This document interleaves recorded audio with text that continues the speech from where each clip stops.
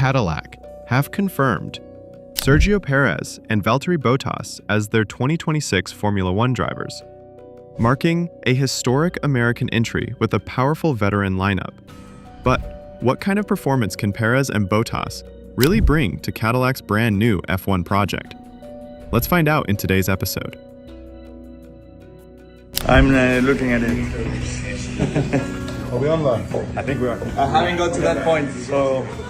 Is it released? Who's the new driver? Yeah, I'm looking at it. Who is the second driver? I can't see them. I saw him as Taj.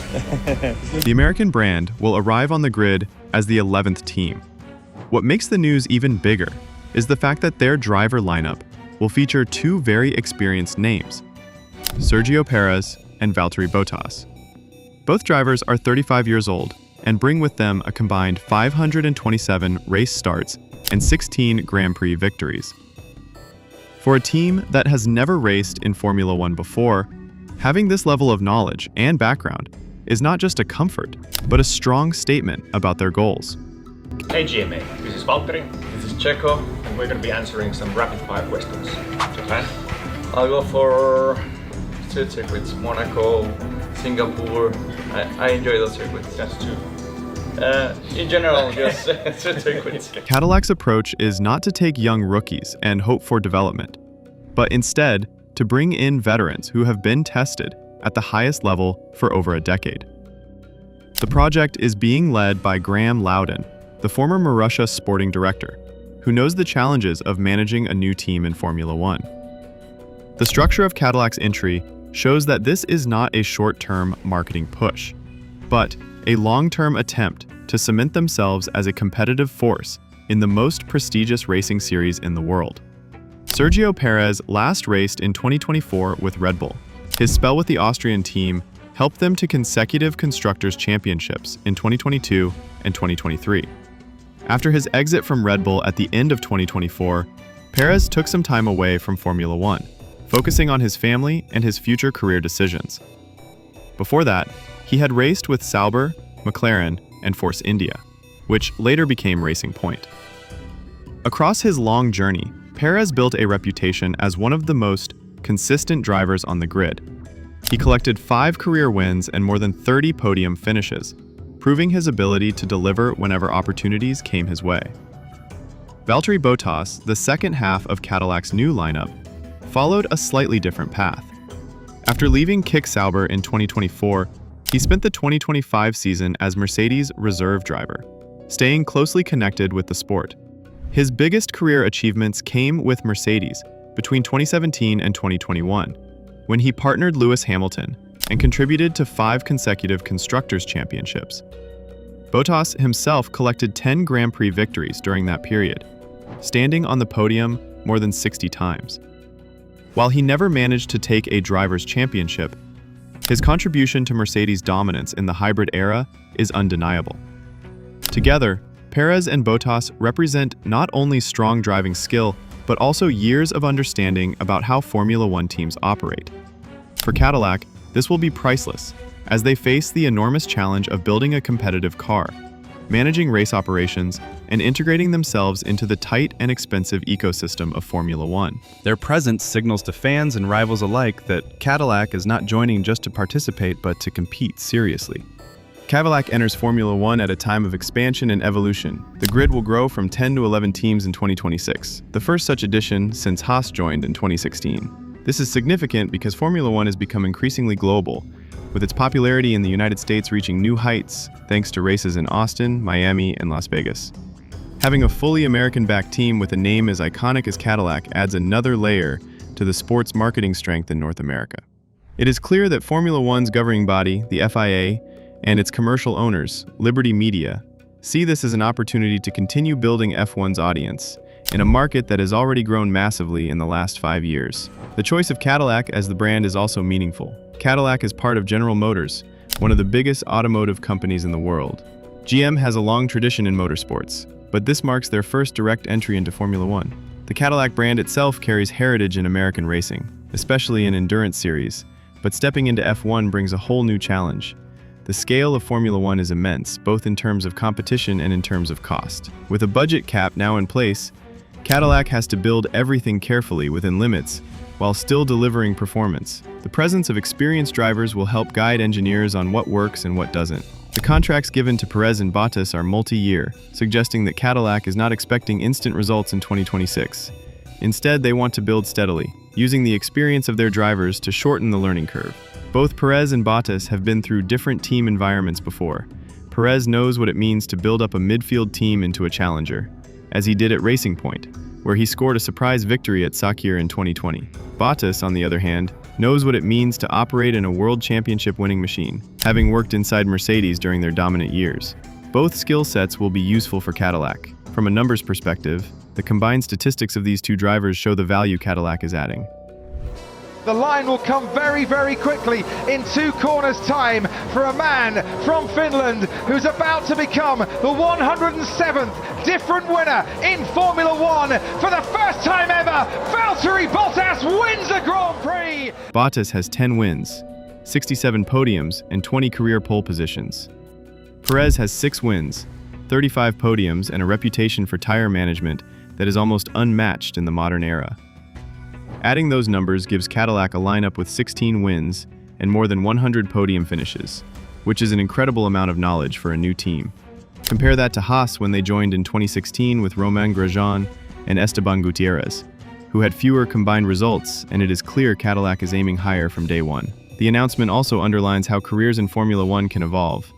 Both drivers had lost their permanent race seats at the end of 2024, a moment that usually signals the end of a career in this competitive sport. Yet the combination of Cadillac's entry and their own determination has created a new opportunity. At 35 years old, both are at the veteran stage, but Formula One today shows that older drivers can still compete at a high level. Fernando Alonso, for example, raced into his 40s and continued to score podiums. Cadillac will hope that Perez and Bottas can follow a similar path, using their wisdom to make up for any loss of youthful sharpness. The leadership behind Cadillac is also important to mention. Graham Loudon's experience with Marussia gives him insight into how difficult it is to start from scratch in Formula One. Marussia fought financial battles constantly and eventually folded, but the lessons from that period can be applied in building Cadillac into a stronger organization. Loudon has emphasized that Perez and Bottas are not just fast drivers, but also leaders who can provide feedback and help the team improve.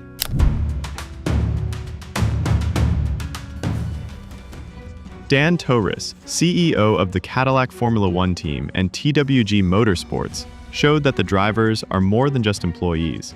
They are collaborators who will define the team's culture. General Motors executives, including President Mark Roos, have also spoken about the project as part of a broader legacy for American motorsport. Their vision is not only about success on the track, but about cementing a place for Cadillac and GM within the history of Formula One. Considering that GM has been absent from F1 until now, this project represents a major step for the company.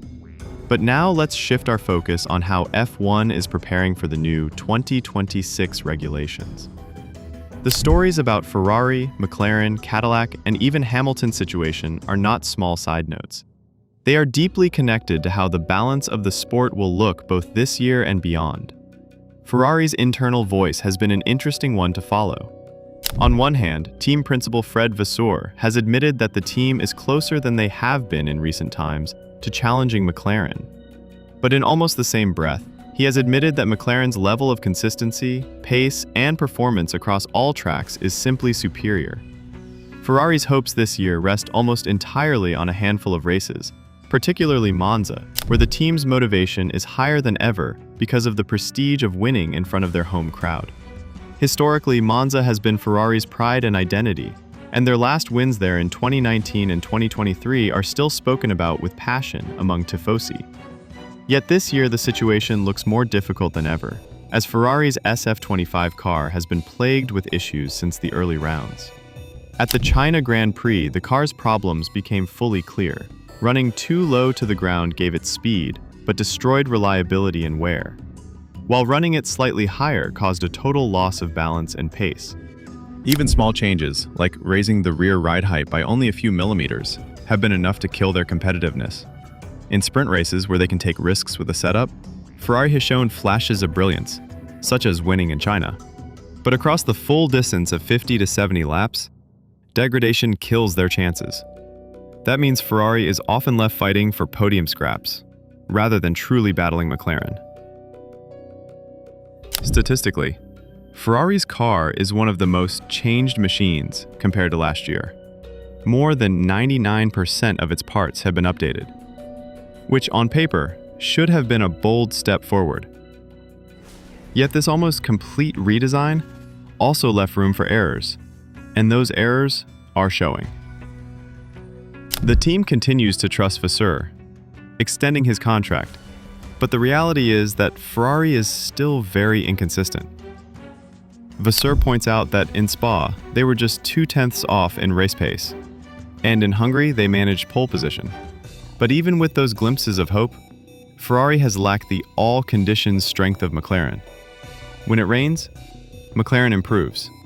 Ferrari worsens. When temperatures change, McLaren adapts. Ferrari struggles. This explains why Ferrari's confidence is mixed. They believe they are closer, but at the same time, they know McLaren remains a level above. Meanwhile, the discussion around Hamilton's upcoming Ferrari stint is adding another layer of tension. A few weeks ago, Arturo Merzario suggested that as many as 90% of Ferrari's staff didn't want Hamilton to join. That number seems exaggerated, but Montoya, another former driver with strong opinions, backed up the sentiment in a different way. He claimed Hamilton is being valued more for his global name than for the technical side of his input. Montoya also interpreted Hamilton's recent comments, where Hamilton hinted about behind-the-scenes struggles, as signs that Ferrari may not be giving him the attention he expects. If true, that could be a serious problem. Bringing in the most decorated driver in Formula One history is only valuable if the team is fully committed to adapting to his needs. If the engineers want the car driven differently from Hamilton's preferred style, clashes could occur. Moving away from Ferrari and Hamilton, there's also the bigger story of the 2026 regulations and how teams are preparing for them.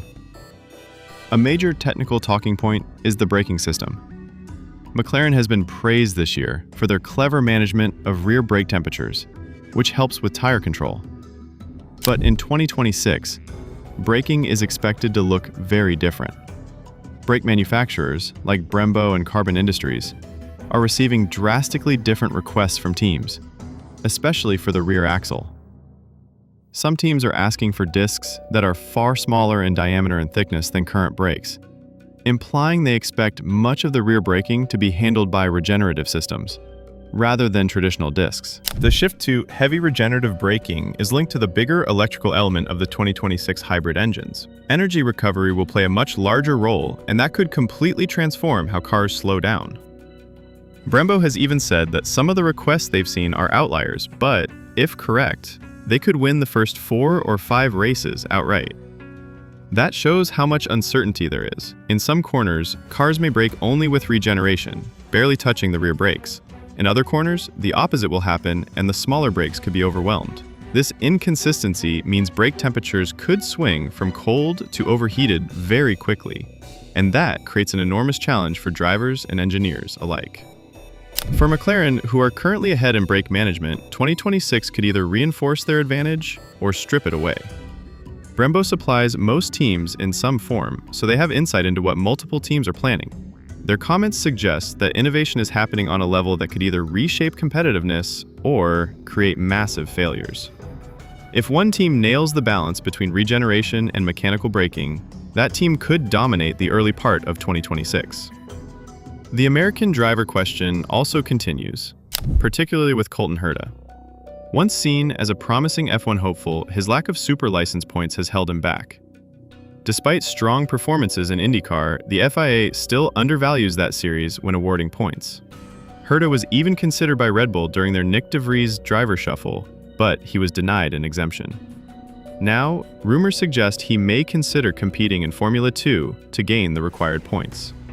That would be unusual since Herta is not young by F2 standards, but it may be his only path if he wants another shot at F1.